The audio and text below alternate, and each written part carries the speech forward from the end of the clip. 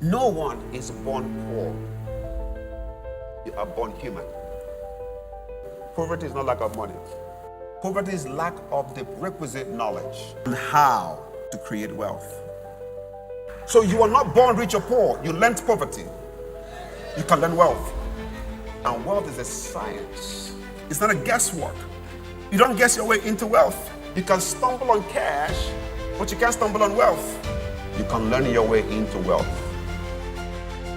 The greatest obstacle to success is no longer ignorance, but the illusion of knowledge. Wealth has nothing to do with criminality. Wealth has everything to do with your consistency in productivity, in delivering good ideas and being resourceful. There's nothing, no correlation between wealth and criminality. You think wealth is by your effort? Well, check me out. Because if it's effort, I'm disadvantaged. Matter of fact, I'm supposed to be in the street asking you for money. If you are not wealthy, you can't become one. Have you seen lawyers who are broke? Talk to me now. Have you seen lawyers who are struggling with finances? Are they knowledgeable? Why are they still broke? Have you seen medical doctors who are struggling in their life businesses? Are they knowledgeable? Why are they still broke? The result you have in your life is not a function of the effort you make. It's a function of the quality of knowledge in the effort. And that is why two people can be in the same business with the same resources at the same time, and they will have two different outcomes. Do you agree? Two people can be in the same business, given the same amount of money, given the same resources, in the same situation, facing the same challenges at the same time, but the outcome will be different. Which means effort is a common denominator, knowledge is a differentiator. Effort is a common denominator. All men must make effort. If you're poor, you have to make effort to eat. If you're rich, you have to make effort to create wealth. So effort is a common denominator. But not all effort leads to the result you want. So the man you call a poor man, is he making effort? Is he trying? Is he waking up early in the morning? Is he grinding? Why is he not becoming rich?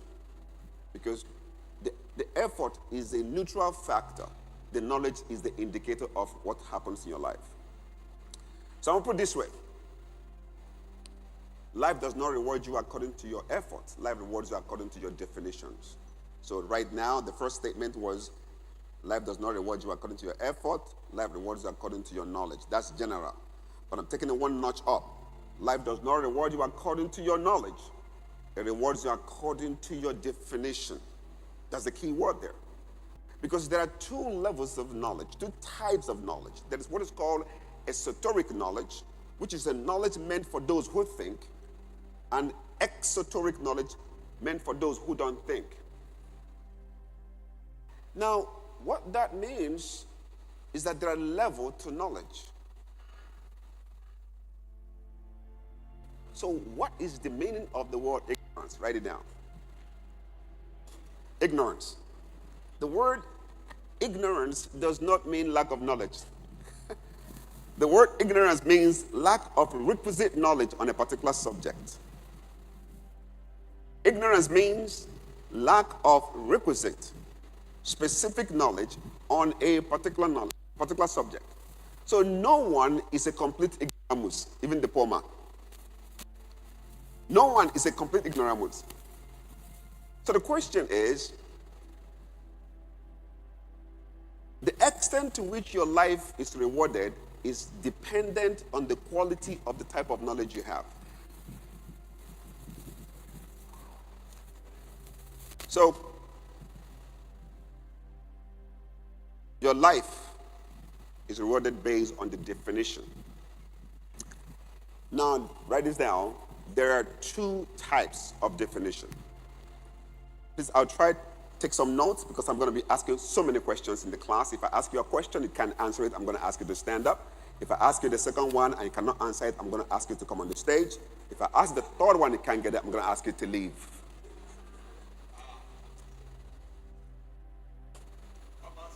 Two levels of definitions. Number one, statutory definition. Number two, functional definition. Don't forget I said life does not reward you according to your effort. Life rewards you according to your what? According to your what? Definitions. Beautiful. Okay. So, the first level of definition is statutory. What does that mean? It means defining something for what it is, regardless of what you think it is. Statutory definition is defining something for what it is, regardless of what you think it is. So when I ask you the meaning of a word, please don't tell me what you think, tell me what it is. The second level of definition is functional definition, which is defining something by reason of application. By reason of application. So life does not reward you according to your effort. Life rewards you according to your definition. So one of the greatest power you have as a human being is in your ability to define your reality. And anything you cannot define overwhelms you. What you can define, you can modify. Please take as much note as possible. In the middle of the sessions, some of the meanings will come to you. Two levels of definition. Number one, statutory definition. What is it? Defining something for what it is, regardless of what you think it is. So if I ask you what is the meaning of something, please don't tell me my opinion. I don't want to hear that.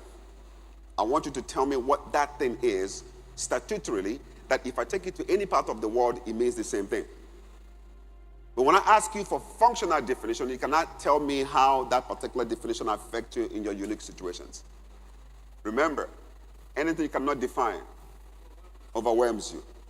Anything you can define, you can modify. Okay. Furthermore, before I ask you the first question I ask you, for you to be wealthy and rich, you must possess three levels of knowledge. The first level is revelational knowledge. This is the knowledge you get from the study of the Word of God.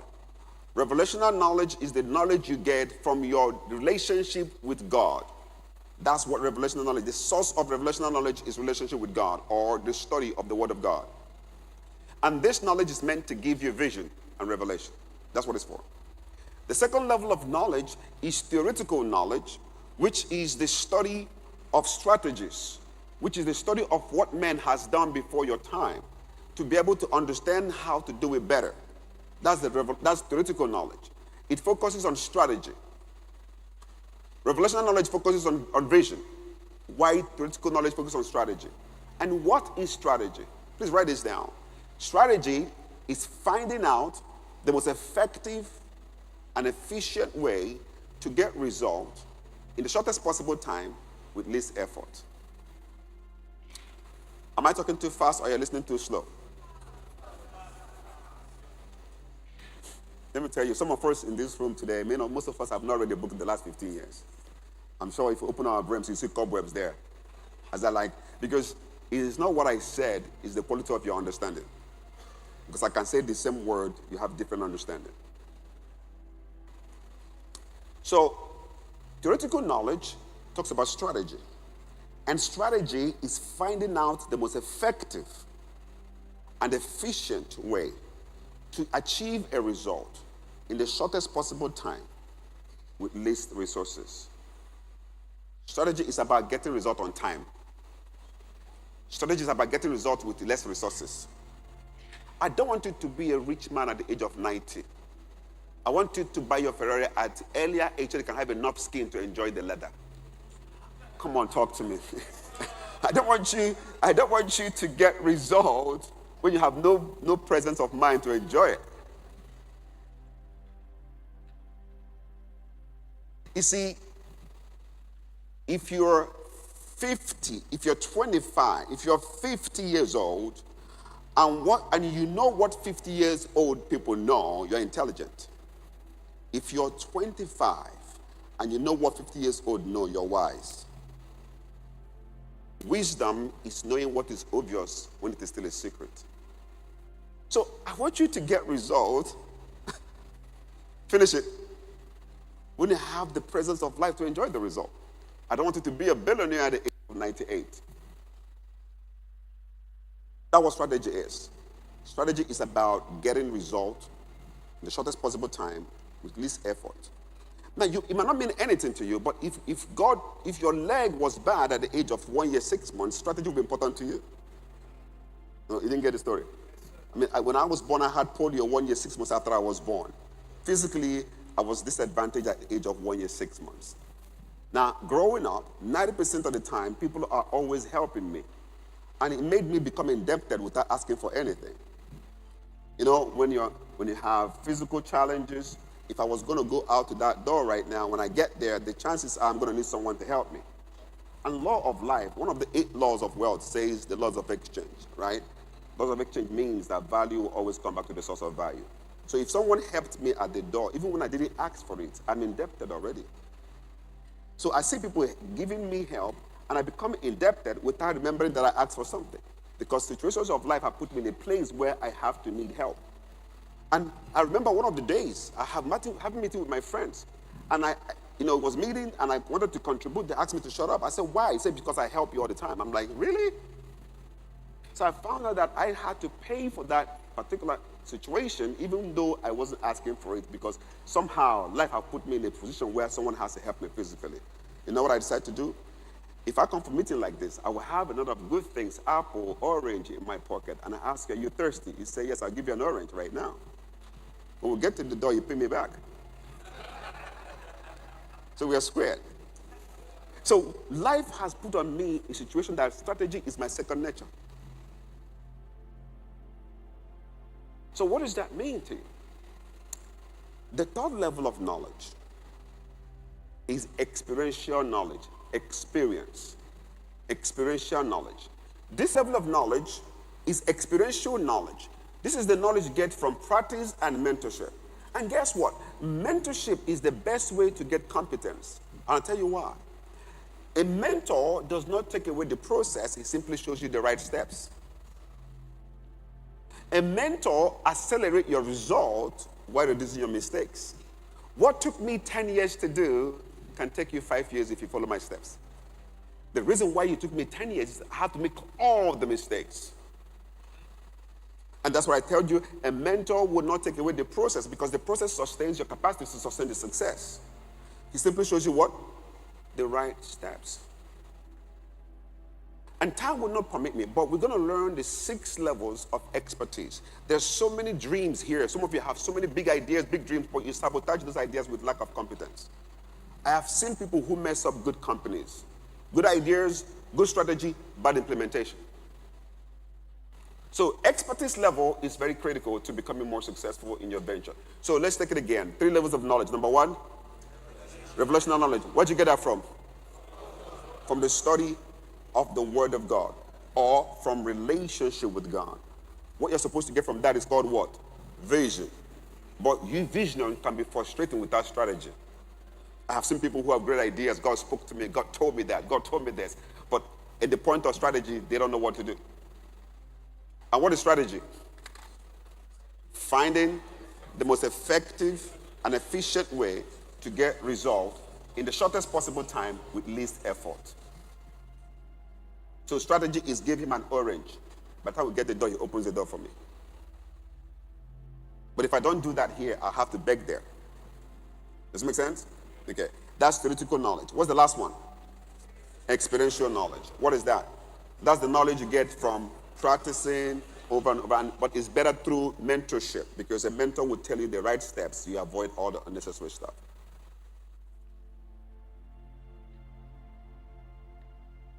See, the number of years it took most of us to get result was not necessary if you knew better. So, 2 levels of definition. Number 1,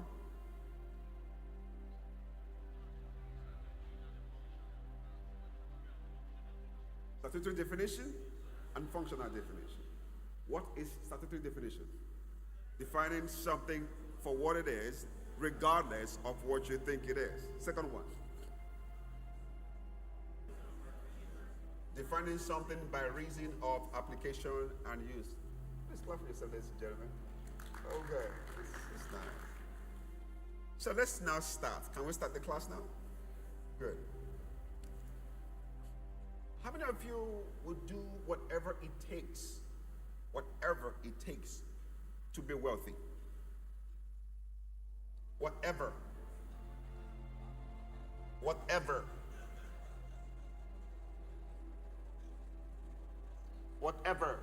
Okay, let's take it back again, okay?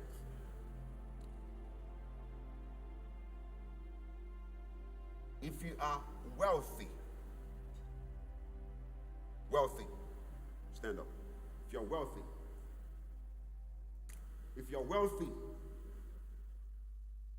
like, why some people are looking at back? Okay. Let me check my neighbors, whether or not. Okay. If you're wealthy, like, okay, sit down. Okay.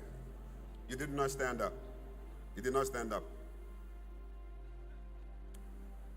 If you're a man, stand up.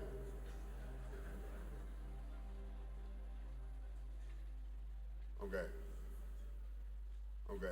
Sit down. If you're a woman, stand up.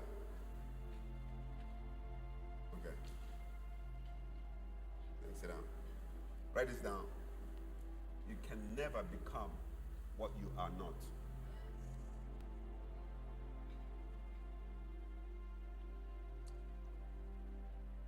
See that little boy, the male child has a man in him already.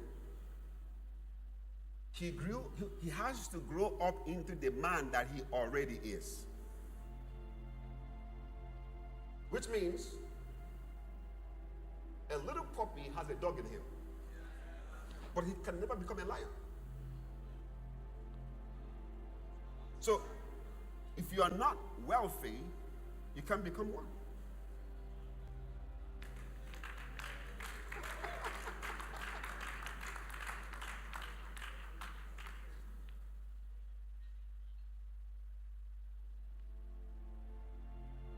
How many of you want to be wealthy?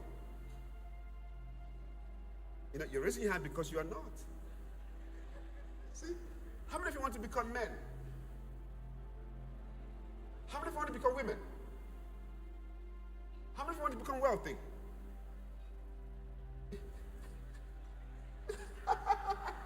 You cannot become what, which means you are it first before you manifest it.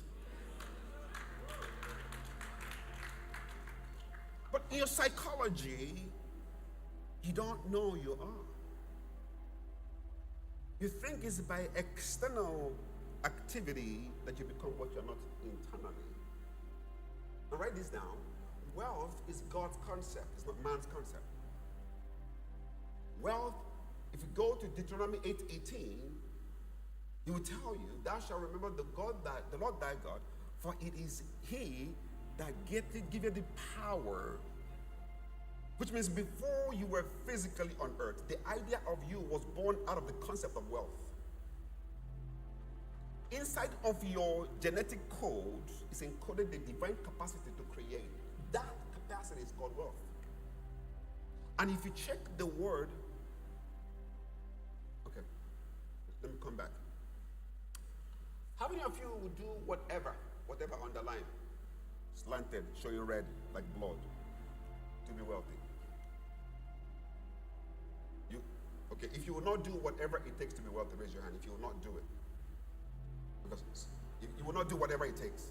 You will not do whatever it takes. Can I get the microphone? Mike, please give it to my brother right there. What would you not do to be wealthy? Praise the Lord. As a Christian, I have principles that guide me. And as a Christian that desires to walk in the fullness of the wealth that God has placed on my inside, my responsibility is to be guided by those principles. Beautiful. So what would you not do to be wealthy? what doesn't align with my principles. Example. Blood money, Blood money. Yahoo Yahoo, Yahoo Yahoo. Yeah, more. gun running. Gun rolling. Yes. If you do Yahoo Yahoo and get money, is it wealth? No, it's not. If you get blood money, is it wealth? It's not. So what is wealth? Wealth is living out what God has placed on my inside. Is that statutory definition of functional? Statutory. For me, that's what it is. Anything you cannot define, anything you can define, you can modify. We're going to be here till 8 p.m. Who's with me? Stay with me. The word wealth means kahil, Khahyil. So let's take away our personal opinion and look at the word wealth is on the Bible. In Deuteronomy 8:18, that word means kahil. It means virtue. Please write it down. It means virtue. It means resourcefulness. It means kindness. It means faithfulness. It means honesty. It means transparency. It means fidelity. It means compassion. That's what wealth is. Now, take my personal opinion away. That word there, kahil, is the Hebrew word for wealth. Now, that was the same word that was used in Proverbs chapter 31, verse 10. Who can find a virtuous woman? It's the same word. That word there, virtue, means kahil. So let's put the right word in there. Who can find a wealthy woman? Now, what it says for her price is far above cash. The word rubies is a means of exchange, which means wealth is beyond the cash you pay.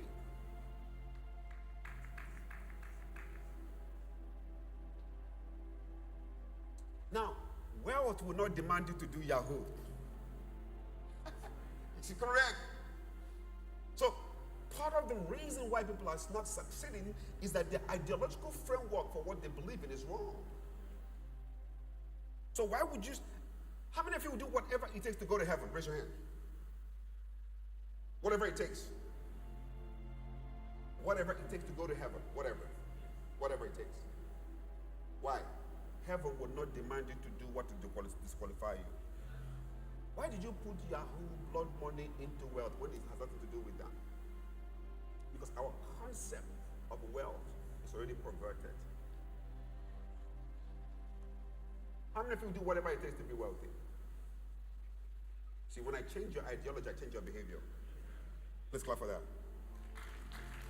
Once your ideological framework is changed, your action will correspond to that. So what that means is, when I say I'll do whatever it takes to get well, I'll be more compassionate. I'll go beyond and above being honest. I'll go beyond and above being faithful. Wealth would never demand you to do anything that contradicts the advent of wealth.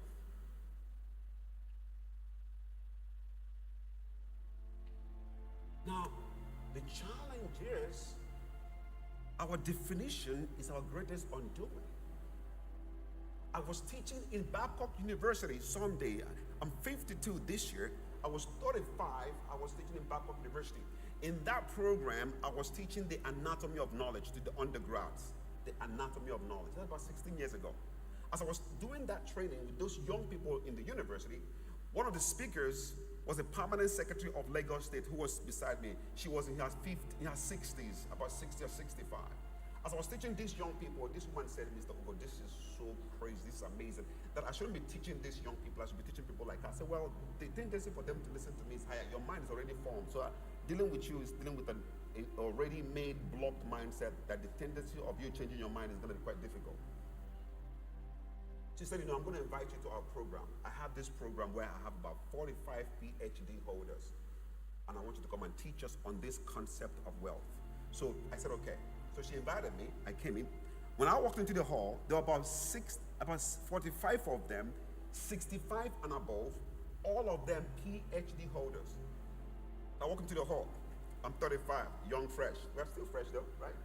Okay.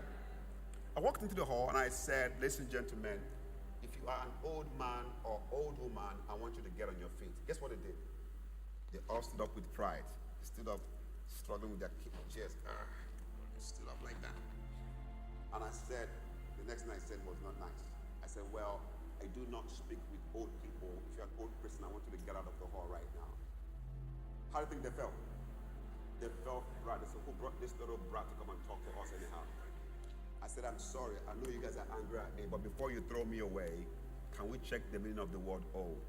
I said, bring your phone out. They brought their phones out and they typed OLD. What came out as the meaning was out of use, antiquated, useless, and weak. I said, any old man in the house keep standing, the odds sat down. Yes. And I said, you are 65 old, you are a PhD holder, and this is the very first time in your life you're getting to know the original meaning of the word old. How many other things have you held when you're young that are wrong in concept? But if you're working on that wrong concept for the last 25 years, you're putting all the effort you can, but the concept is wrong. You know what I found? The greatest obstacle to success is no longer ignorance, but the illusion of knowledge. When your fundamental belief is based on the wrong concept, and you think it's right because it's the first thing you knew. Wealth has nothing to do with criminality. Just write it down. Wealth has everything to do with virtue. Wealth has everything to do with your faithfulness. Wealth has everything to do with your consistency in productivity, in delivering good ideas and being resourceful. There's nothing, no correlation between wealth and criminality. It is a wrong ideology that you got that made you think that you can actually be considered wealthy because you have money.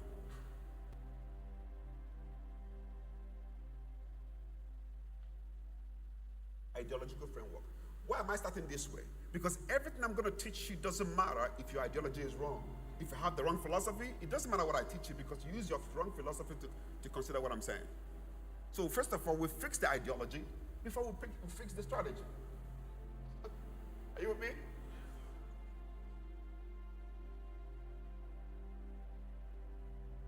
For example,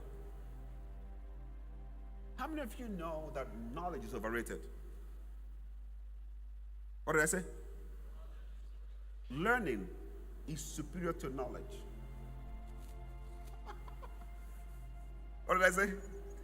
Learning is superior to knowledge. It's kind of quite very delicate balance to begin to disassociate or make a differential between learning and knowledge.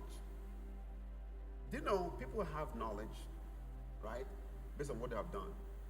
But if you're not conscious of what you've done while you're doing it, you're not learning. I have seen billionaires in my class who become very rich and their children become poor because they didn't track the knowledge they applied while they're applying it to be able to transfer to their children.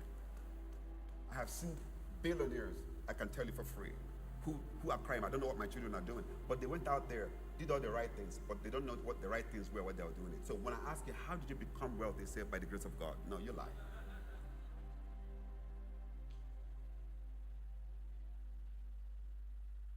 Any result you cannot repeat, the first one was a mistake. Let's write it down. Any result you cannot repeat, the first was a mistake.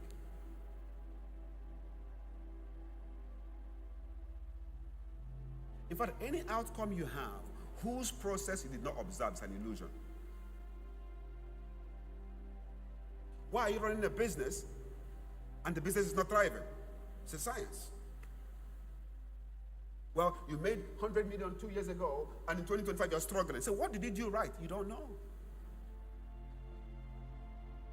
That's why learning is superior to knowledge. Knowledge is a byproduct of learning.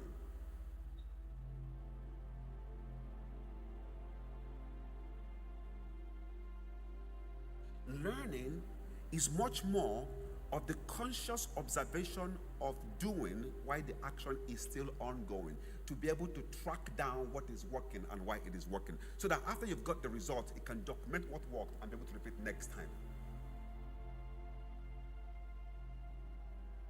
Oh, I wish someone is following what I'm saying. I wish someone is following. Are you following me? No, for real? Are you with me? Any result you cannot repeat, finish it. The first was a mistake. So why are you 45 and broke? Because you didn't observe. If I take your bank statement right now, all of you in this hall, you've made so much millions, but you still wonder where the money went to.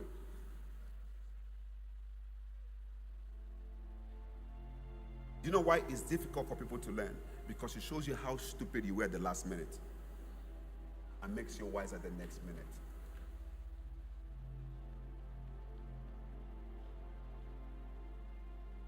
Can I go deeper?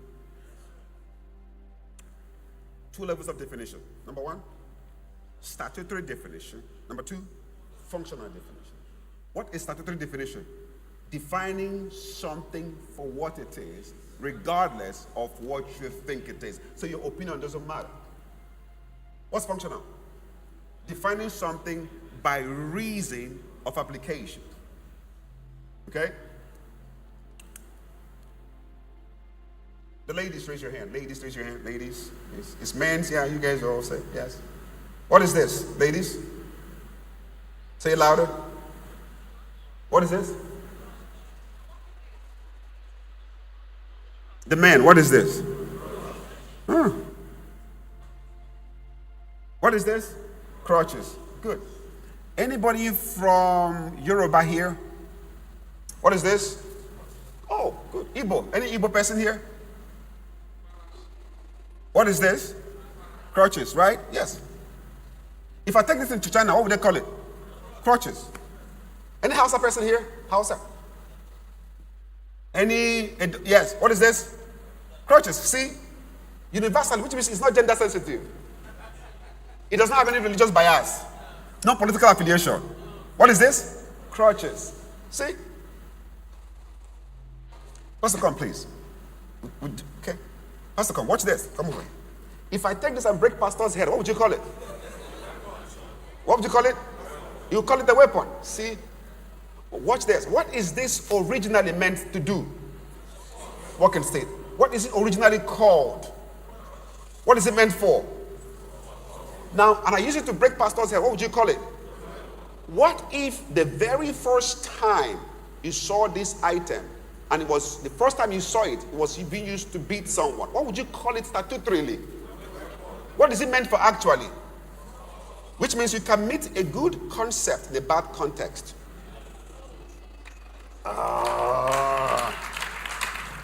So I ask people, in whose hand, in whose life was money first introduced to your life? If you met the concept of money in the hand of a poor man, you get the poor concept of money.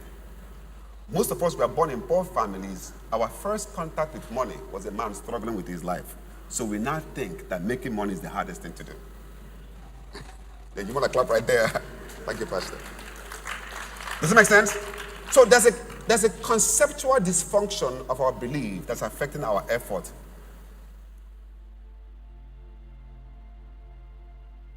So the first thing you correct is the ideological framework before you put strategy. Let me tell you, all of you are so smart. If I fix your ideology, you figure out what works for you, because strategy changes all the time as situations change.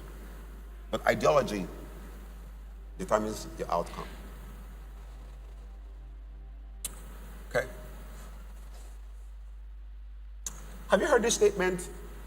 The only thing that is permanent is change. Have you heard that statement? Yes. That the only thing that is what? That change is a constant. Yes. Have you heard that before? Yes. How many of you truly believe that? Okay. You guys, you don't know what to say now. Like, okay, I don't know what I'm going to say now. How many of you believe that? But that's not true.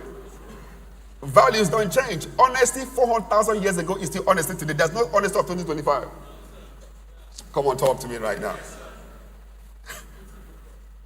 Honesty 50 billion years ago is still honesty today. Oh, come on. Crazy. So if you build your business around those unchangeable values, it doesn't matter who is in government. It doesn't matter which country you are in. I set up one of my companies in South Africa last month. I'm not even going to run it. But with the ease with which I penetrated the country was so charming, you think I had a special grace. In other words, let your principle of wealth be anchored on the laws of God, which is universal to all men. Just write it down. Let the principles that you have about business be anchored on the laws of God that is universal. I said earlier that wealth is God's concept. It's not man's concept. It's not an American's concept. You know, because these people have made us believe they are the standard of life. Can I tell you the truth? There is no superior race in the world. There's only superior knowledge. Whoever has superior knowledge becomes the superior race. Men make policies and rules, God make laws. Laws is superior to policies. You can overwrite any policy of man if you operate at the highest level of divine laws. The laws of God is universal to men, true of us.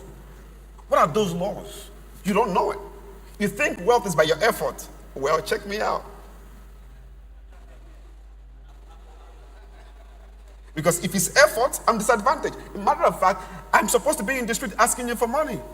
And I'm sure when I was coming, sometimes I'm going to speak in big conferences and I'm walking up the stage, I'm coming in with wheelchair, I'm going up the stage, and everybody say, hey, yeah, look at that man, and they're clapping and they're having sympathy on me. And when I get up the stage and open my mouth, they start having sympathy on themselves. Because your situations attract sympathy, your values attract respect. Now you forgot I was wobbling on that staircase. You don't remember it anymore because your mind is seeing the internal capacity of myself that you begin to honor me, not because you're like a guy on crutches, because the values I have commands who comes to me. No one is born poor. You are born human. No one is born poor. No child. The day a child is born, watch this. Oh my God, I wish I can have more time today. Oh goodness. When a child is born in a rich family, he is born human, not rich. When a child is born in a poor family, he is not born poor, he is born human. So you're never born rich or poor. You are born what? Human. Now watch this. Stand up. Stand up, Pastor, please. Okay? Okay. So take this water. Okay? Pastor, bring me take a bottle of water with you. Okay? Pastor, come over here. Yeah. So that's a poor man, that's a rich man. I'm just saying, for example, right? That's poor, that's rich. Okay. And that's your child. That's your child right there. That's your child right there. Is he a poor child or a rich child? He's human. Okay, I'm going to take your child. Give me a child. Your child has your DNA, has your genetics. This is 4 months old. I'm going to give it to you. Give me your child. You're a billionaire, and that's your child. So, which means your child has your blood, your DNA, and this is 4 months old. I'm going to take your child. I'm going to give it to him. You're going to raise this child. He's going to raise this child. Come on now. Come on now. Come on now. Which one of these children will be wealthy and rich? Why? Because your mind configures his brain. Even though the DNA says poor man, his psychology says rich man. So you are not born rich or poor. You learned poverty. You can learn wealth. Oh, come on. Thank you, sirs.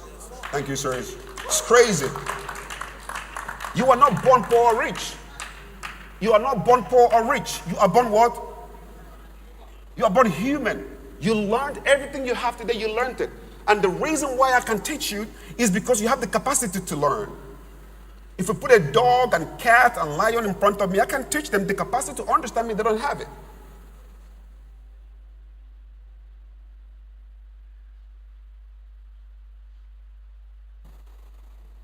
See this guy, see right here?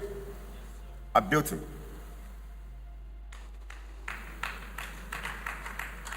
I made a choice of a life.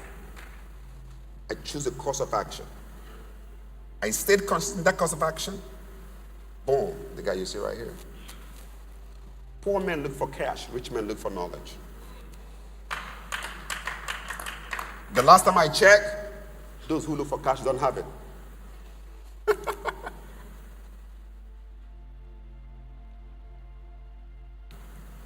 Please write this down. Wealth is a science. It's a science. It's not a guesswork. You don't guess your way into wealth. You can stumble on cash, but you can't stumble on wealth. I'm sorry, I can transfer to you $2 million right now. If you don't have the corresponding wisdom and knowledge and experience, you can't sustain it. You can randomly have your brother in government. You can randomly have your brother being a minister.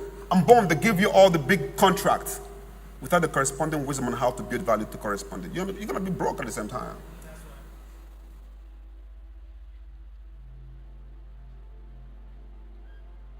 You are not born poor. You are born human. You learned every other thing you have today. So write this down. You can learn your way into wealth. You can learn your way into wealth. You can learn your way out of poverty. You can learn your way into wealth. Let me tell you, you've heard about wealth, but you've not heard it long enough to make sense in your life.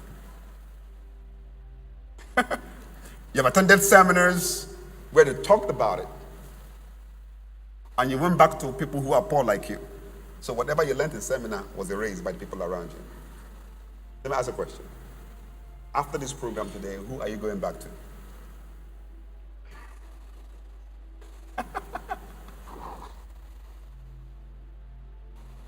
Are you with me?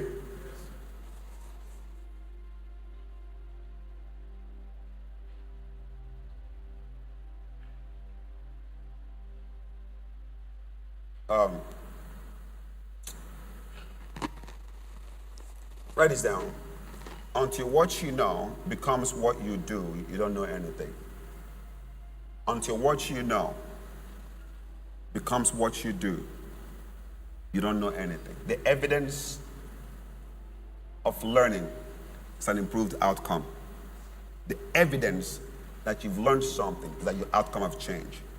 The reason why I'm here today is that after this men's conference, especially in the next few hours, you're going to leave here with a particular instruction on what to do to change your outcome. Would that be nice?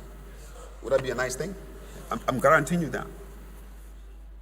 In the next 2-3 years, one of you here will meet me somewhere at the airport, in the airport, at the plane, and say, Mr. Ugo, I was in that program. Let me show you what I've done. I get that all the time. I've seen men who have built empires who say, Mr. I was in your class 15 years ago. You walked me out. You said my poverty is so visible that we don't want to see you. Go back and change. I mean, like, I got into trouble all the time, right? All the time. I get into trouble all the time. Okay? So before I continue, let me check whether or not you've learned something, okay? I'm going to ask you a question. If you don't answer it, you're going to have to leave the hall. So look at your notes again. So I'm coming hard at you. Yeah.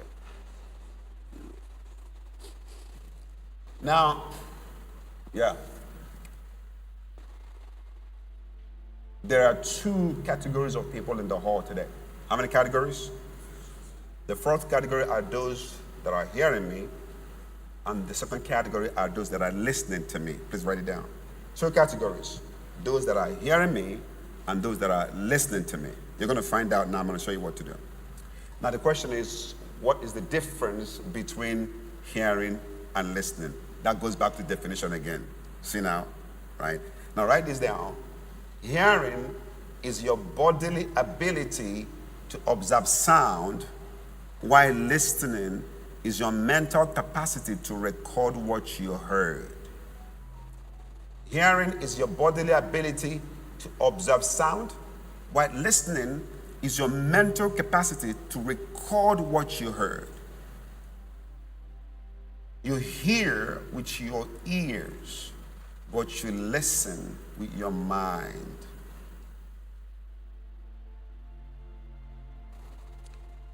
Your ears hear words. Your mind converts those words into pictures. Okay? Can you touch your ears? Touch your ears. What does it look like? It's like a satellite dish. How many of you know if I cut your earlobes right now, if I cut this thing out, you'll be never hearing a distinct sound. You'll be hearing woo sound. This is a wave collector. Have you seen dogs sometimes? They do it like this. They do it like that. It's wave. It's like antenna, right? Can we clap for God for being such an artistic person? Okay, so see, this is for words. This is for words. So as I'm speaking to you, the data into your brain are my words.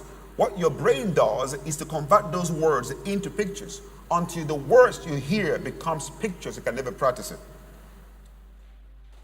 You only practice pictures, not words.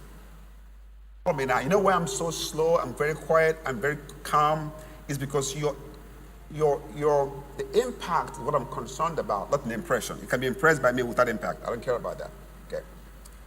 You hear with your ears, but you listen with your mind. Hearing is your bodily ability to observe sound. Hearing is your bodily ability to observe sound. All of you are hearing me.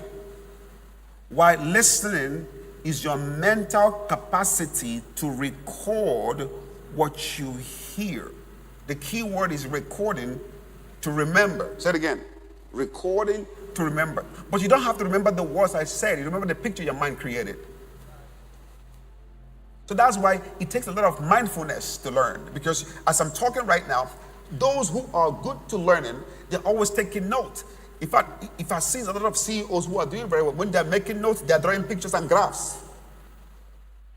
In fact, as I'm teaching, someone is taking that particular thing to a particular business function. Okay, I'm supposed to do this. They write it down, they make a circle, they draw pictures. That's the way to translate abstract knowledge into visual effect.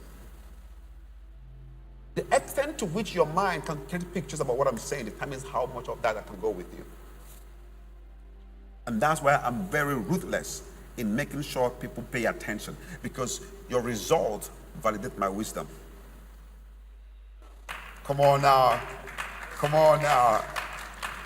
You know what brought me to House on the Rock, a great place to be? Pastor Uche told me that someone amongst the men said, my brother's life has changed by this man.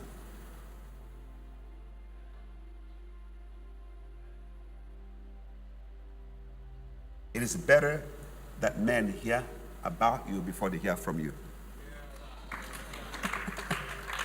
Which means your value will travel places your leg can't. So anytime you are doing any service or creating any kind of relationship with people, what should guide you is impact. And maybe if time permits me, next time we'll have this meeting, I'm going to share some secret about how to run a business globally and start from zero to something you want. Listen, every individual you're talking to in business has capacity to influence 300 people on a direct contact. So you're not talking to one person, you're talking to 300 people. If you know that statistics, you will treat one person as though it's 300 people, because that's you marketing your product right there. So be visible by value, not by hype. Say it again. Be visible by value, not by hype.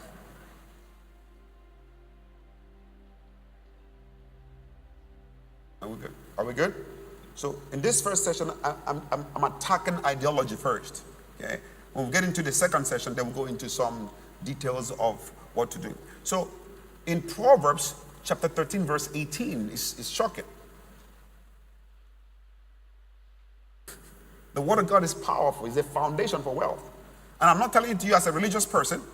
I'm telling you that's what I do. Matter of fact, men of God are those who talk about what God is saying, where men of faith are those who are doing what God is saying. Please write it down. Men of God are those who are talking about what God is saying. Men of faith are men doing what God is saying. So you see our own faith in the actions we take in the businesses, and the result of the business becomes a proof that word of God works. There's so many men of God who are not men of faith. But every man of faith is a man of God. Come on, talk to me. Are you with me? Right? So, Proverbs 13, verse 18, I think. Can I have it? Proverbs 13, verse 8. Look at what it says. Let's read. I want to go, everybody. Let's go.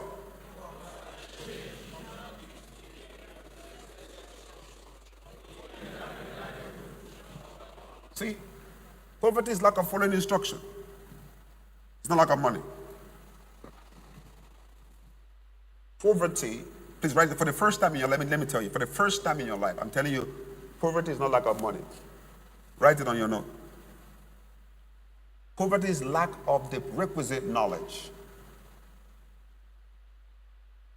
Poverty is lack of the requisite knowledge on how to create wealth, how to create social capital, on how to be healthy.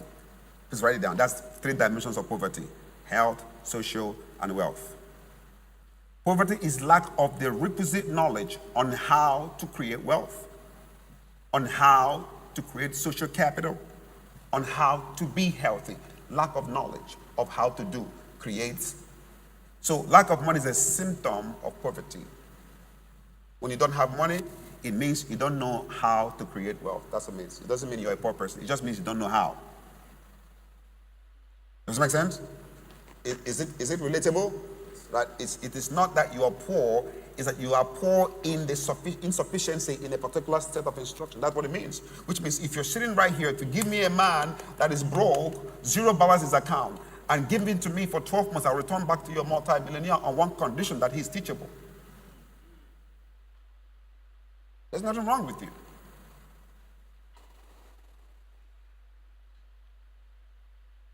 Now, if you go to Proverbs 13, verse 22, you're going to see it.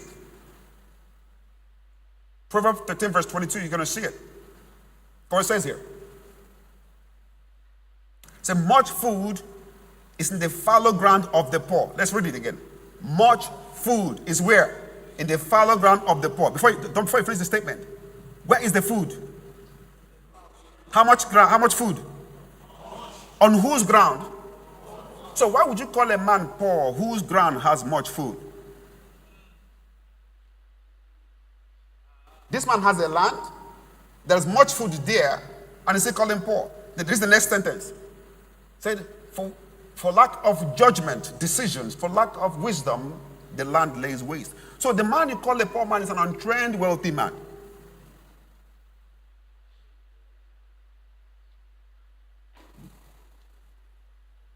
There are good reasons why you can be poor, but there's no valid one.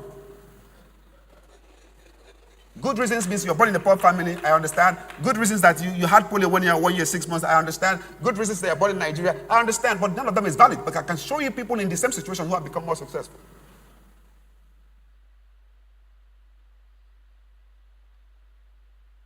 In closing, for the first chapter of this relationship, first what? First chapter. Okay. Is that wealth is built on laws.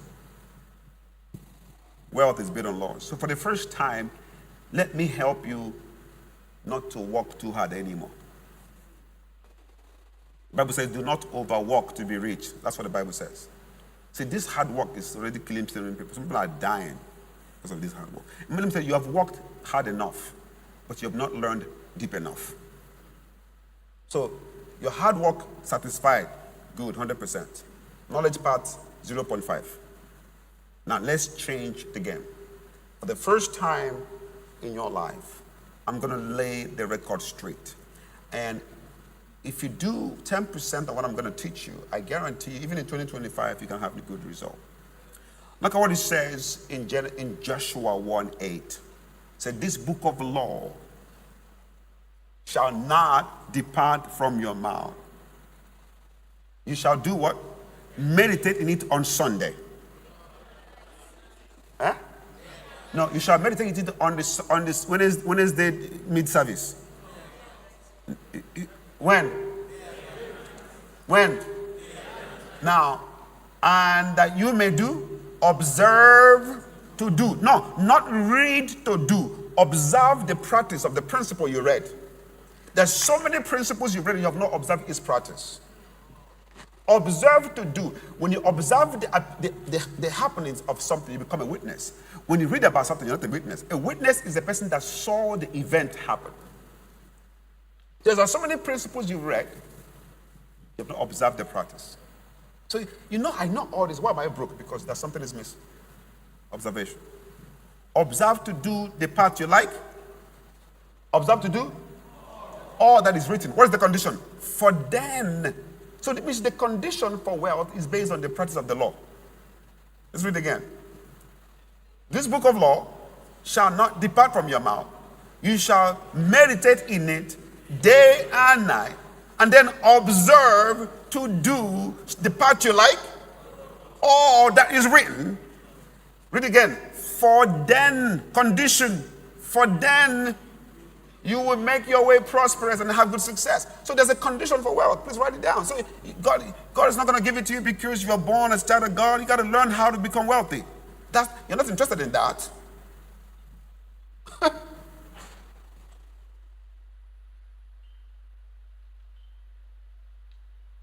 So let me close.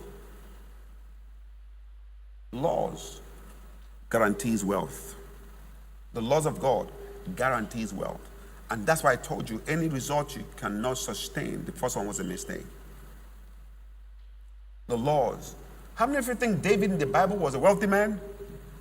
How many of you think he was a wealthy man? If a rich man was rich, right? Now look at Proverbs 119, Psalm 119, verse 27. This is verse 97. This is David talking. Then I'm going to close with this. And then when we come back, and if you want to be poor, this place is the wrong place to be right now. I guarantee you, if you stay here long enough, your poverty will leave you alone. If you like poverty, don't come back for the second session. Would that cool? Is that cool or not?